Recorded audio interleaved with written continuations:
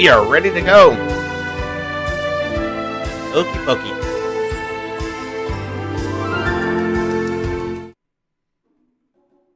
There we go.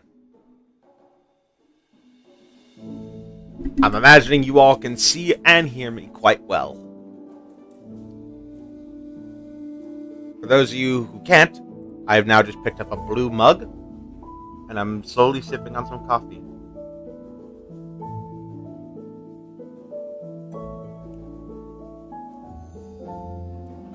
Music good? Can y'all hear me over it?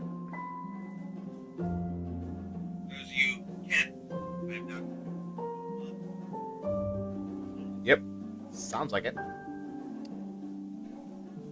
Anyway, yes. Hello, my kohais. Hope you're all doing well. I'm your host, Tyranno-senpai, and welcome to another overview of Prehistoric Kingdom's devlog. So the devs have kindly dropped another devlog for February. Ugh.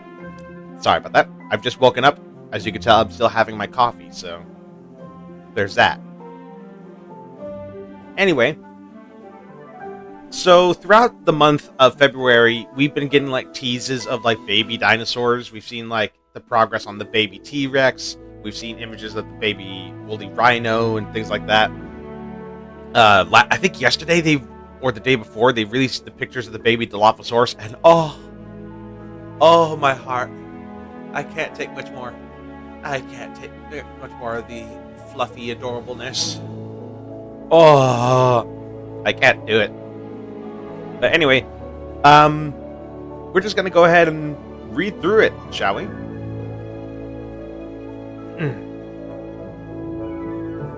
It's been almost... Hold on. Let me try to get my bearings. Welcome to the February Development Diary. It's been 65 million years since the last blog spot, or has it? Thanks to your support, we've been releasing mini status reports every Wednesday over on our Patreon. These reports include exclusive baby reveals, concept art, and weekly information about what we're working on. While some of the Patreon content will be shown in this dev diary, there's still a few things that we won't be showing here. Okay, so some of the stuff we haven't seen, because English? Me? Yes. I haven't subscribed to their Patreon. It's not that I don't care, it's just that money's kind of like tight squeeze right now. But anyway. So I'm really excited to see what they're going to reveal here. While some of the Patreon... Oh wait, I just read that. To touch on when we last spoke about our financial situation, we wanted to take a moment and thank you for your help. Your support on Patreon has not only helped us immensely, but shown us just how important our project is to this community. If you can help spread the word or afford to offer a donation, the team would greatly appreciate it. For now, though, Prehistoric Kingdom is not going extinct, which is good. And it looks like we got an image here of a Dilophosaurus in a very small cage, actually. Very small enclosure. And a very Jurassic Park-inspired fence, but also we have a baby Dilophosaurus there. Looking all so fluffy and cute and happy. I'm looking forward to having these guys in my park. And now we move on to the state of development and the ontogeny process. It's been all hands on deck this month, preparing ontogeny for update 14. In terms of art, around 40 of the 58 babies are in the advanced stages of completion. Most of the remaining production time will be spent in finishing their skins, animations, and sounds. And here are some of the babies themselves. So, let's see if we could try to identify them. Let's see. Just waiting for the screen to pop up to show that, if they're all on the screen, because I did have to crop it to hide, like, some stuff.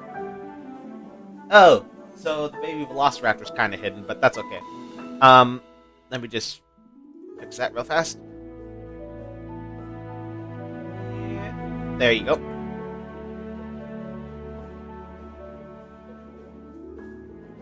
Anyway, we have from right to left, we have a baby velociraptor,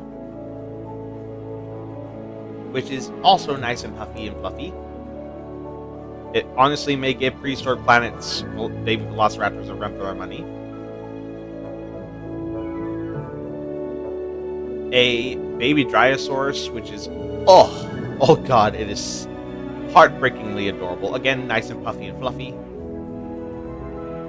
The baby Dilophosaurus, which just doesn't have the crest just yet. It's just starting to form. Oh, it's so precious. It kind of looks like a Guanlong, actually, the way the head is shaped.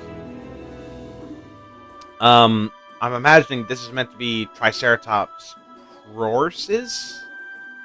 Or horrid? It's hard to tell. I can't tell the difference right off the bat. But it is definitely Triceratops, and the one next to it is also a Triceratops. And then these three, I'm imagining, given that there's three of them, like these are meant to be different species, but the same genus. So I'm assuming Parasaurolophus and Caranosaurus. And once again, the devs do not disappoint. These are adorable little munchkins. Oh, yeah, they're too cute. They are too cute for the likes of me.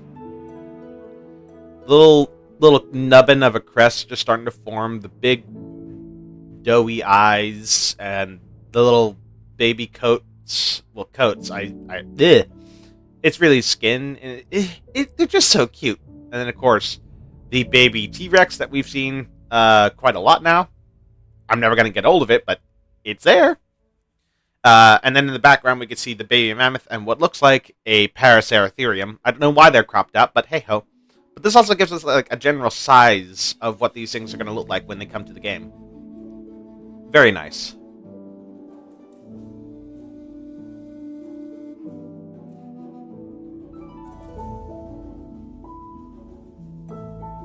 I wonder if I move this to the center, if it'll work a little better. That might do. Let's have a look. Yeah, that's fine.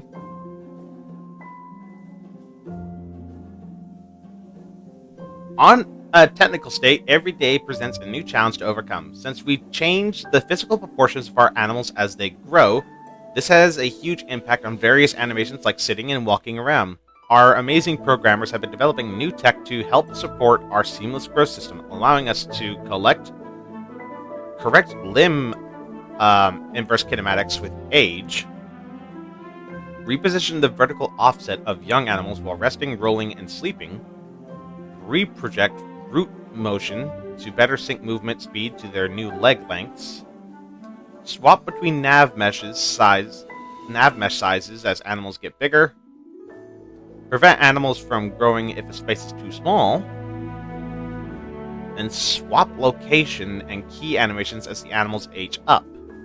We've also improved the way we handle the animal selection with an optimized set of colliders that scale and stretch based on age. This lets us keep this selection accurate regardless of an animal's current growth stage. And I'm assuming this is the rigging for the Camarasaurus, by the looks of it, and there's a lot of stuff I wouldn't understand. Thinking about all the implications that has come with seamless growth, there's a good reason why games haven't really done this before. It has to scale, it has to react, and it's a big technical hurdle to solve, but we're giving it our best shot and we're proud of the results so far. So kudos to the dev team. They're doing God's work. They're doing stuff that most other games would never try. Free Patreon post, Ontogeny audio. If you'd like to learn about how we're approaching audio for Ontogeny, be sure to check out a free blog post we put up on our Patreon last month. It outlines the problems, requirements, and solutions needed to keep our asset development and implementation scalable. And right, it just takes me to here. So this is like the video they've done of the T-Rex, which I guess I could go ahead and show you guys, even though you might have seen it already. Oh wait, I just realized there's not going to be any sound because I don't have desktop audio on. So let me quickly fix that. There you go. Let's try that again.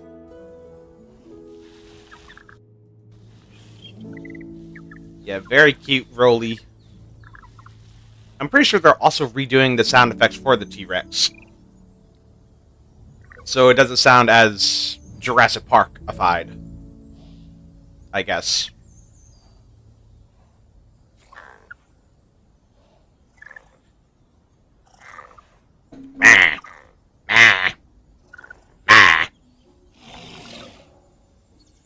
Then we got the adolescent.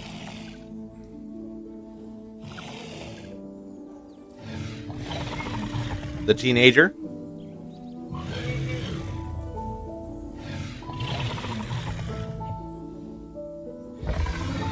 And of course the adult.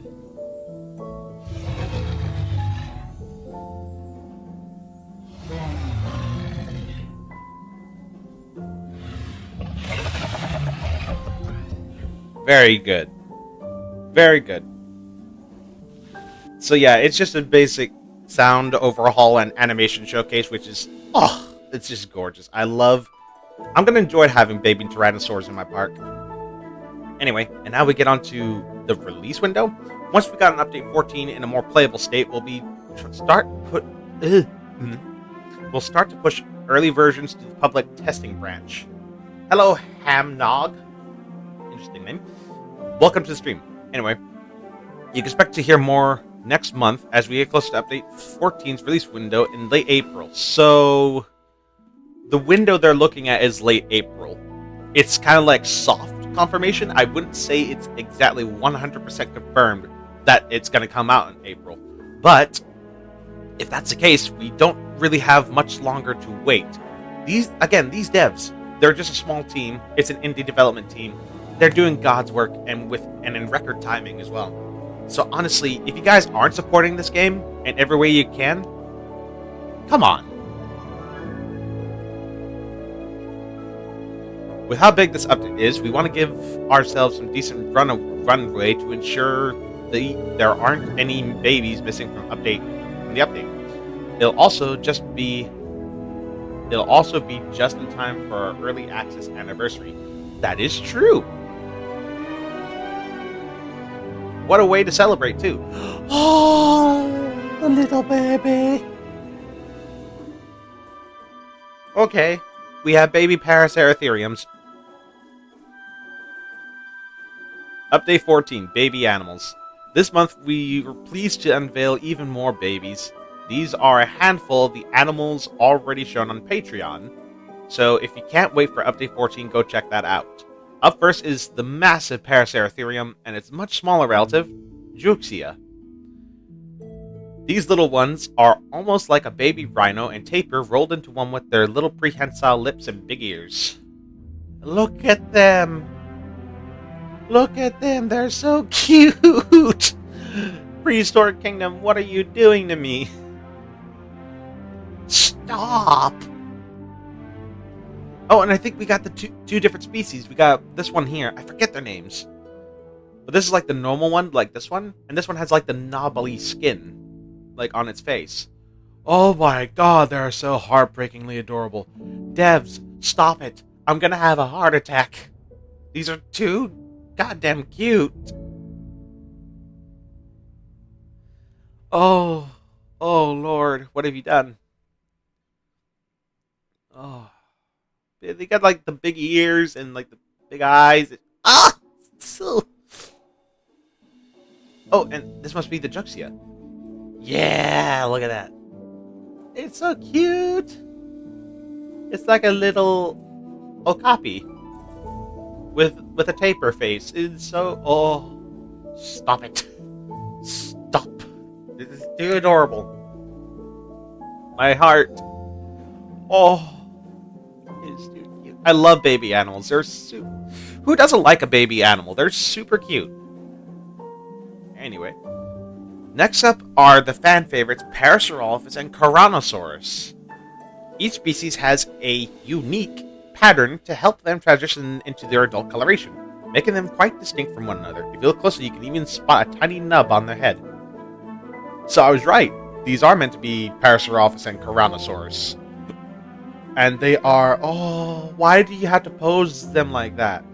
Stop! What do you think of Jurassic World Rebirth so far? I'm excited for it. I'm hoping that it can do what the Jurassic World trilogy failed to do and actually, come up with a good story. Hopefully the writers and producers have had time to actually plan out the series this far.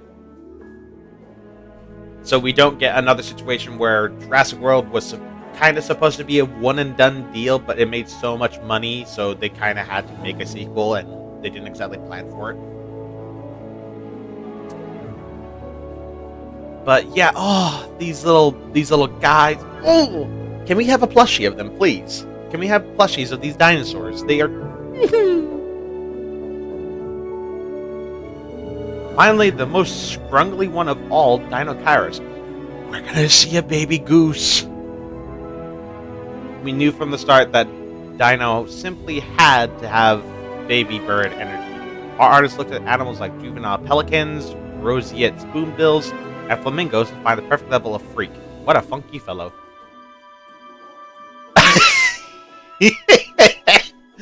Oh my god. Look at him.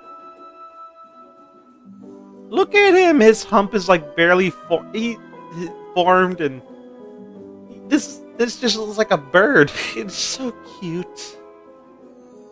Oh my god. And I don't think we've ever seen a baby Dinocaurus, like, in any... that's a lie. Amazing Dino World, I think, did it. But, damn, look at you! You're...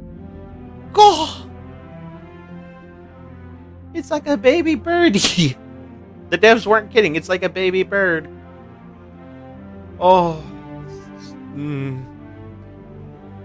You've officially turned this heart of stone into butter. These babies are heartbreakingly adorable. I can't get enough. Okay. With the baby Dinocaurus ready, one of our artists, Ida, was able to recreate her classic meme with Prehistoric Kingdom flavoring. There are only 2 types of baby dinos. Yeah, that's pretty good. I like this. Baby Velociraptor. I don't know if this is intentional. I can't tell if that's like spots in the beak, or if that's like the sandpaper-like texture of like ducks and geese, like keratin or whatever. Interesting touch. I like that. If you're looking for something really cute, though, we also shared the babies for the woolly rhino, Dilophosaurus, Dryosaurus, and Velociraptor on our socials. Click an image to view it on full screen. Yeah, we got the baby woolly rhino, which is... Oh! God damn! I just want to hug it. I just want to hug. Even though I'm pretty sure its parent would impale me. Yeah, it's just so small and fluffy and cute. You know, if... I'm really hoping... This might be a bit of a tall ask. I'm hoping the babies have what we in the community call zoomies. Like, just sporadic, sort of bouncy, running around sort of animations. I think that would really make them feel even more alive, because baby animals, that's what they do. They're playful. They're energetic. They like to run around. They like to jump and do silly things. I'm hoping that's what happens here. Because I've seen videos of, like, rhinos and hippos, like, especially as little calves, just jumping around and just being funny. It's cute. Like, come on, how many of you guys wouldn't want to see that? Then we got the baby Dilophosaurus, of course. These actually might be my favorite of the baby reveals, aside from the little T-Rex. I mean, because look at these guys. Excuse me. And not only that, but all 3 of them are different in that their feathery coats are different shades of brown. Like, this one's a more vibrant one, this one's a bit more darker, and this one's a bit more dull. And it's really good. And I think if you look at the background, you can also see a subadult Dilophosaurus. It doesn't even... Even then, it still doesn't have its crests just yet. So it's like... Maybe they only come in when it matures. It almost looks like a totally different dinosaur without the crests, which is fascinating. And then, of course, the baby Dryo. And look at these fluffy little marshmallows. Oh my god. I can't with these babies. I'm sure if Lorana were looking at these, she would have a heart attack. Also, I beg your pardon if I do cough, because I am still feeling a little ill. But look at these babies. I can't get enough. They're just too stinking cute. The baby Velociraptor, which is also our thumbnail.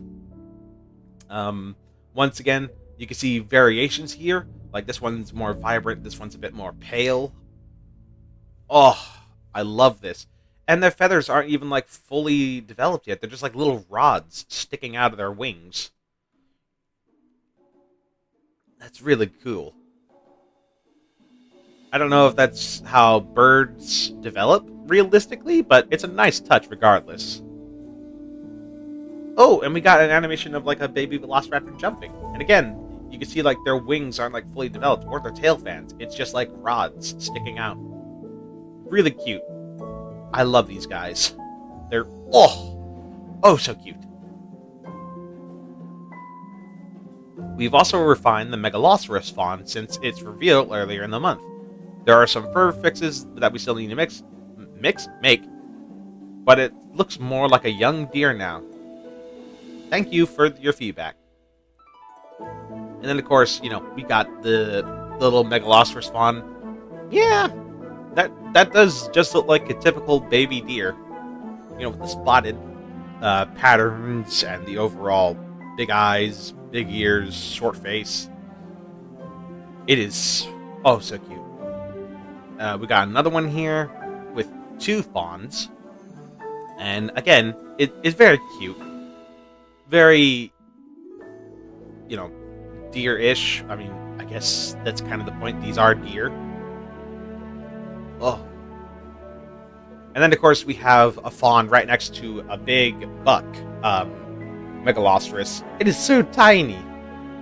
I wonder if that's like the actual size, sort of proportions we look at with modern deer. Like, are fawns that small compared to an adult, or are just females really small in comparison?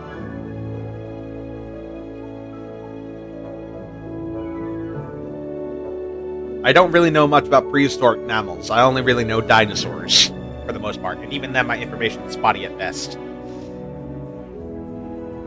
Anyway, to cap off this section, let's take a look at some seamless growth. Please note that any stuttering is due to the processing time, since the increased speed is unrealistically fast. During normal gameplay, this effect is imperceivable. Yeah, here's the Dryosaurus. So it's going from a little chicken nugget to a whole Thanksgiving platter. And look at that! Look at that growth! Like if you look at this, like it's going from white and it's slowly transitioning to like this vibrant brown color with yellow face. And yeah, that's an amazing growth cycle. It's like very seamless. I just wish the quality was better. I can't get higher quality, but like look at that. It's very seamless, and this progresses over time, so you don't even notice these changes until, you know, later on in its life. A really nice growth system, and I'm looking forward to seeing it in game. Oh, and we got one for the Megalosaurus. Okay, can we go back, please? Yep. So we got a little fawn. Then, oh, we got the antlers just poking out. They're growing. They're growing. The spots have disappeared.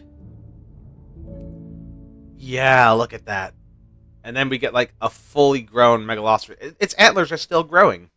Holy shit. Now, I wonder, this again might be a bit of a tall ask, but I wonder if the devs will have it so their antlers shed every now and again. Again, might be a bit of an ask, but it'd be cool, like, because that's realistically what happens in the wild. Deer, moose, and elk shed their antlers. Yeah, that's a nice, like, seamless, like, growth. I mean, yeah, it stutters a little bit, but that's just because, you know, it's sped up. It's not supposed to look like this.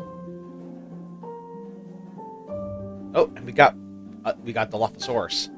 Oh, Dilophosaurus. Yes, show me how this little guy is going to grow. Yep, okay. So it gets bigger, the legs get shorter, the neck gets longer, maybe? The head gets a bit broader, the crests are just now starting to form. I think it's at this point it becomes a subadult. And the crests are just getting bigger and bigger and bigger. The feathers are completely shed off. Oh my god, what a beautiful animal.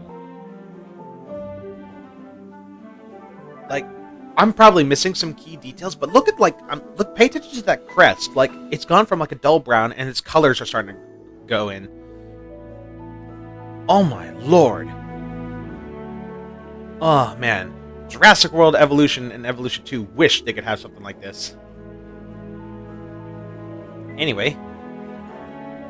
But that's just the baby segment, I guess. Alternative species changes. Thanks to recent tech advancements, we're also taking the time to improve the visual differences of alternate species in Update 14. This means correct proportions and more accurate shapes for many animals, such as the two Smilodon species. Below, you can see the populator is much more robust than Fatalis, with its bulkier build. Fatalis is sleek, with a skinnier face, limbs, and reduced shoulders. We even got its cheek ruffs from the original concept art. Ooh. Oh, look at that, yeah. Because before this little image, both of the models looked exactly the same. With, you know, obviously skin differences. But now, there is an actual visual difference between the two, which I like. It makes the roster feel more fleshed out. I mean, yeah, it's the same genus on the same rig, but it's a different model, it's differently sized. Honestly, it makes the game feel more alive than ever. Oh, and we got an above shot here. We can see the populator is very wide. This one's very thin. And also the size differences is shocking. Yeah, we can see like a little cheek ruff there, which this one lacks. Also, a big patch of fur on the shoulders there. And then the face, yeah, populator is the Smilodon that's been going like to the gym. This one is a slim boy. But nonetheless, both of them are very efficient killers. We've been reducing the fur length on populator's ears. Oh yeah, that's the other thing. Like, this one has like less fluffy ears. In the case of Camarasaurus, each species will have a different head shape and silhouette. From left to right, Grandis is the skinniest species with a rounded head. Supremus almost resembles a brachiosaur with a bulbous skull, short neck spines, and a thick neck. And Lentis maintains much of the current Camarasaurus, acting as the middle ground between the tree. Right. So if we have a look, Supremus has that big, meaty neck. And those short spikes. Again, it does look very brachiosaurian, but these are also macronarians, so same family as Brachiosaurus, so it makes sense to have a big, blocky head like this. It almost kind of looks like a beluga whale with how chunky that. I've also just realized that the image is kind of out of shot, so let me fix that. Yeah. There you go. Now you can see it more clearly. Yeah, it's very beluga whale-like with the melon up here, I guess, if you could call it. And then we have the skinnier one. Was it Grandis? Yes. This is the skinnier one of the bunch. With a very kind of boxy sort of head. Kind of boxed and round. And then Lentis, which is kind of like the middle ground between the two.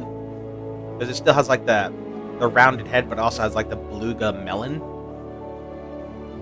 It's got quite thin legs. But overall, I really like the proportions of this.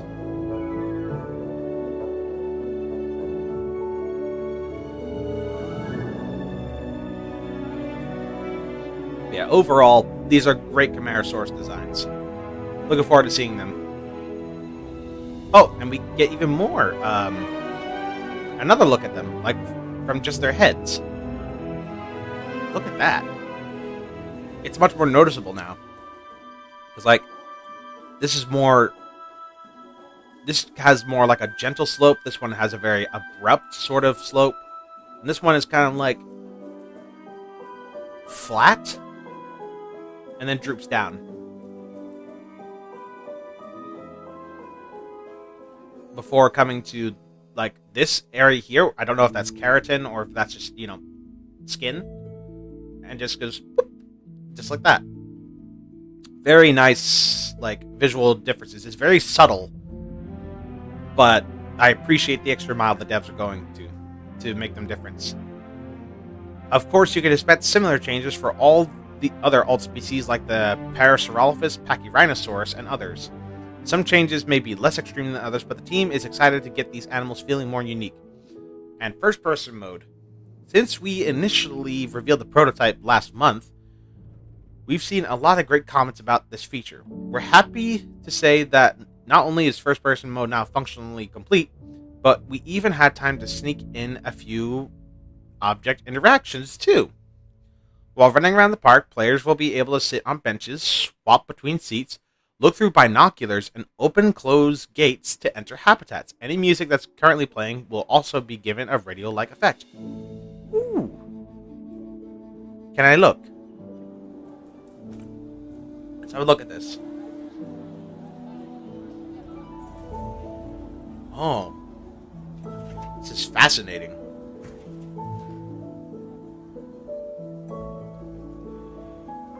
Oh, wow. That is so cool.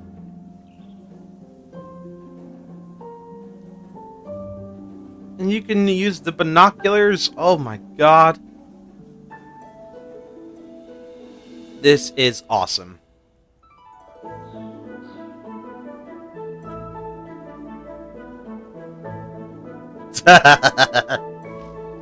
This is going to make park showcases, like, even more unique.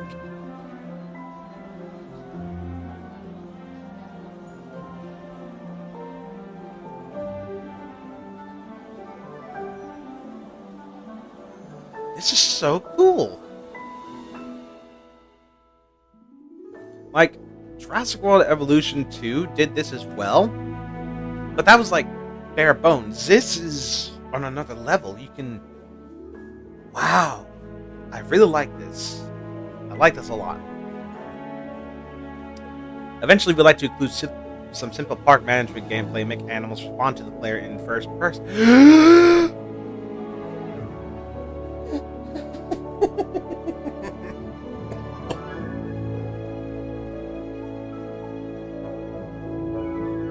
Please tell me we can get eaten by a T-Rex. Please. I would love that. Like, we just get the first-person shot of a T-Rex charging toward us and just go, no, no, no, no, no, no, no. That would be hysterical. Or what if one of the interactions was we could, like, interact with the babies, or, like, the animals, like, brush them, or, again, tall ask. Set realistic goals. That's probably not what we're going to get, but it would be really awesome. But for Update 14, we think this is already a lovely little feature. It helps to appreciate a park from new perspectives. Gameplay changes. Rounding out our progress on Update 14, we've been making a few targeted gameplay adjustments now that ontogeny is coming to the game. Animal creation. Animals are now incubated... Ooh, I hate that word. Asynchronously in the animal nursery.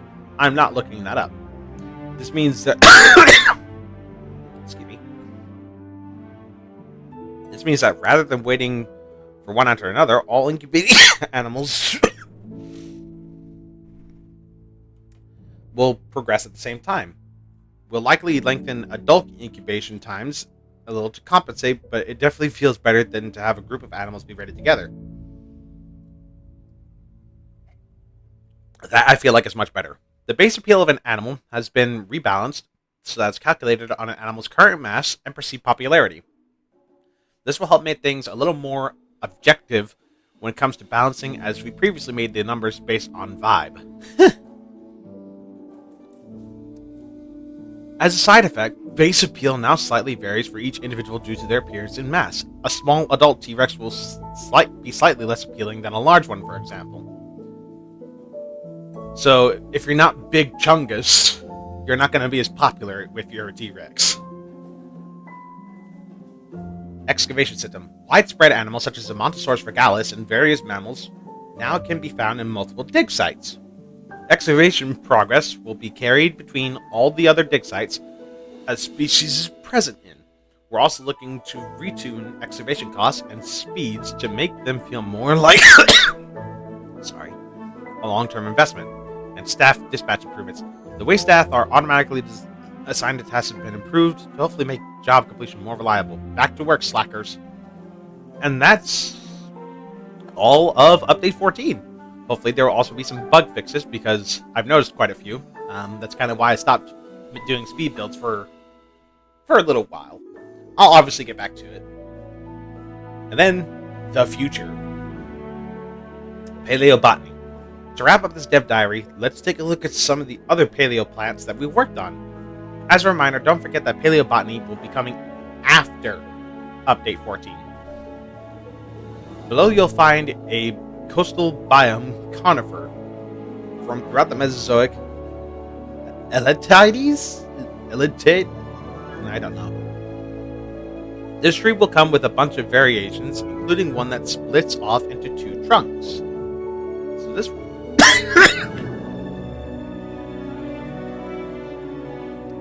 These are very interesting plant designs, I'll say this much. And again, looking forward to when the game is basically out of early access, so we can have cinematics of the dinosaurs in the wild. God damn it! I'm so sorry, guys.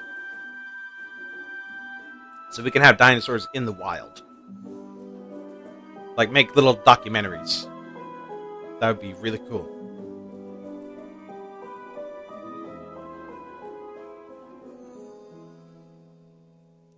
Mixed paleoflora.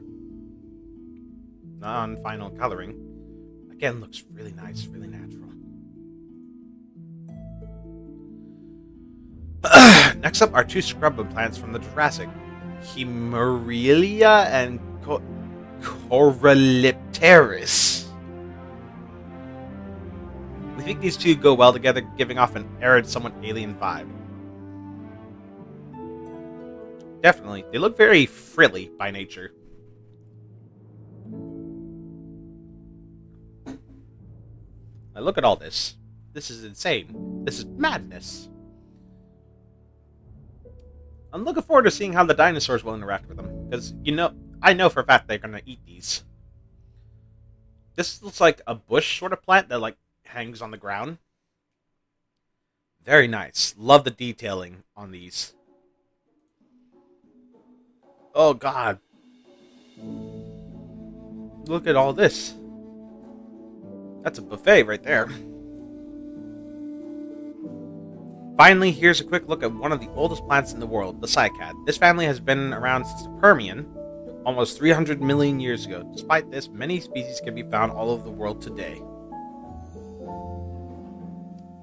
Yep.